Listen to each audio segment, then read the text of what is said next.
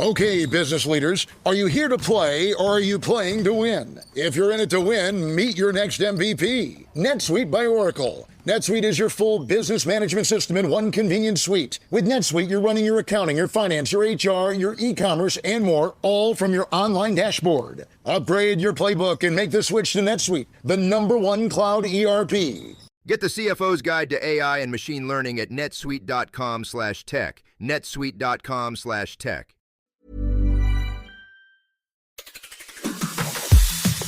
On today's Smart 7, Elon tweets up a storm of controversy, Ukraine spring a surprise on Russia, and lots more. It's Monday, 6th of January, it's Apple Tree Day, and happy birthday, Rowan Atkinson. The Smart 7. It's news, but not the news.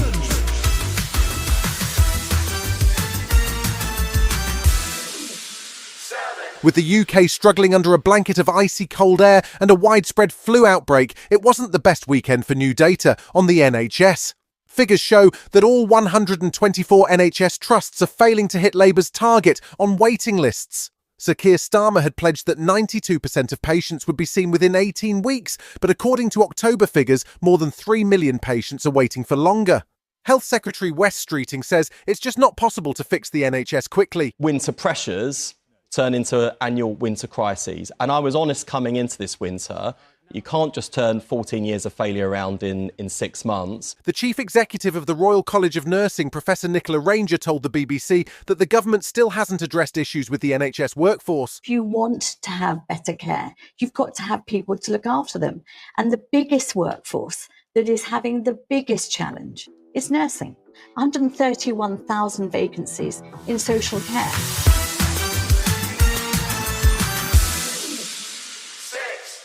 As someone who is running 6 companies and appears to be busy working part-time as Donald Trump's unofficial vice president, you would think Elon Musk would be pretty busy. But he spent the whole weekend tweeting increasingly inflammatory remarks about British politics, including urging the government to free Tommy Robinson and making accusations about safeguarding Minister Jess Phillips and Prime Minister Keir Starmer. It all appears to stem from Musk's lack of understanding around historical cases of grooming gangs in the Midlands, but Reform Party leader Nigel Farage was busy supporting Elon's right to free speech on Sunday. I believe in free speech, even if what people say is offensive. If you find it offensive, if most people find it offensive, would I rather live in a world where we're free to cause offence than a world in which free speech and debate gets shut down? I know which of those two I prefer. Things took a turn when Elon turned on Nigel, tweeting that he didn't have what it takes to lead the Reform Party. They're due to catch up in a couple of weeks at Donald Trump's inauguration, but it sounds like the promised massive donation to the Reform Party might be on hold for now. Former Labour Home Secretary Alan Johnson says the whole affair is nonsensical. Why is the leader of the opposition calling for a public inquiry when she was in cabinet when they made 20 recommendations, none of which have been acted upon? It's a bizarre, strange world. And I would think what Musk is proving is that having lots of money doesn't make you more intelligent about world affairs. It's a strange situation.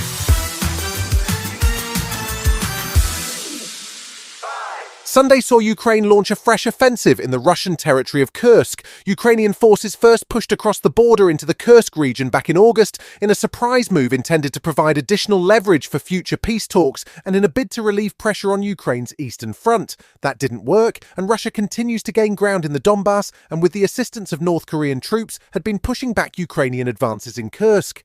Now, the new offensive from the Ukrainian base of Sudza seems to have caught Russia by surprise. Ukrainian President Zelensky says the Kursk offensive sends an important message. They were so influenced by the notion that Russia is invincible, that the Russian army is invincible.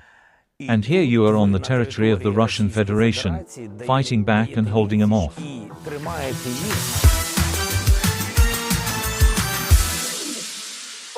Monday, January 6th sees the election of Donald Trump due to be certified by Congress and the Senate. It's not expected there'll be any major drama, though, unlike the same date in 2021, which saw Trump supporters storming the Capitol building. Despite a wafer-thin majority, the new Republican Congress managed to confirm Mike Johnson as Speaker on Friday evening after a first-round vote which saw 3 Republicans take a stand against him.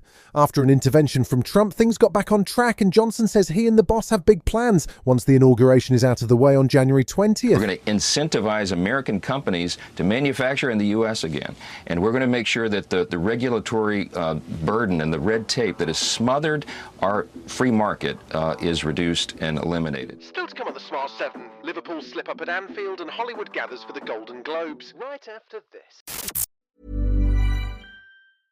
Okay, business leaders, are you here to play or are you playing to win? If you're in it to win, meet your next MVP. NetSuite by Oracle. NetSuite is your full business management system in one convenient suite. With NetSuite, you're running your accounting, your finance, your HR, your e-commerce, and more, all from your online dashboard. Upgrade your playbook and make the switch to NetSuite, the #1 cloud ERP. Get the CFO's Guide to AI and Machine Learning at netsuite.com/tech. netsuite.com/tech.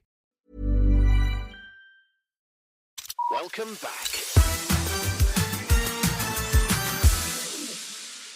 The bad weather almost saw the big game on Sunday cancelled, but the snow cleared enough for Liverpool to host Manchester United at Anfield. It came after a busy Premier League weekend that saw Arsenal draw at Brighton and Chelsea draw at Crystal Palace. Manchester City managed a 4-1 win against West Ham, while Newcastle beat Spurs 2-1. That left Liverpool in a strong position, but they couldn't take advantage, and the game ended in a 2-2 draw. Man United manager Ruben Amorim was frustrated with his team at the final whistle. This is not about the system, it's not about the technique, it's about something else. And it's hard to understand even for the coach.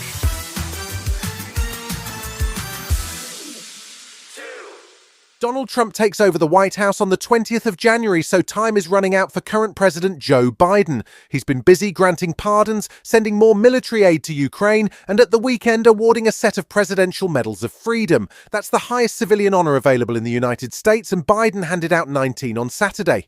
Honorees included Anna Wintour, Global Kitchen Chef Jose Andres, Denzel Washington, Michael J. Fox, and Magic Johnson. There were some pointed political honorees too, including Hillary Clinton and George Soros. U2 frontman Bono was also recognised for his artistic and humanitarian efforts. In an Irish tradition of poetry and protest, rebellion and rejoicing, he has composed anthems to peace and civil rights. The common beat of his life's work is the power of freedom, a tie that also binds Ireland and America as beloved friends.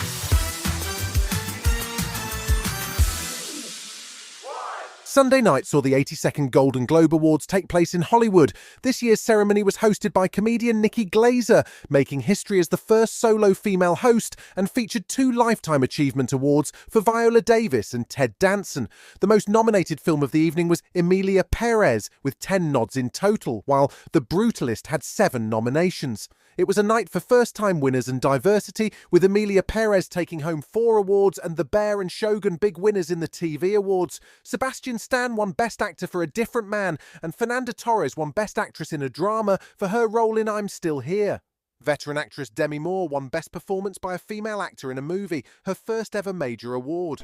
And so today, I celebrate this as a marker of my wholeness and of the love that is driving me, and for the gift of doing something I love and being reminded that I do belong. Thank you so much. You've been listening to The Smart 7. We'll be back tomorrow at 7 a.m.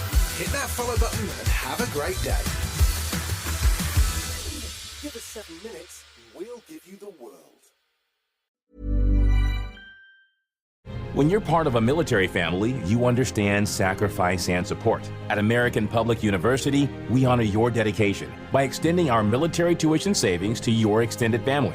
Parents, spouses, legal partners, siblings, and dependents all qualify for APU's preferred military rate of just $250 per credit hour for undergraduate and master's level programs. American Public University.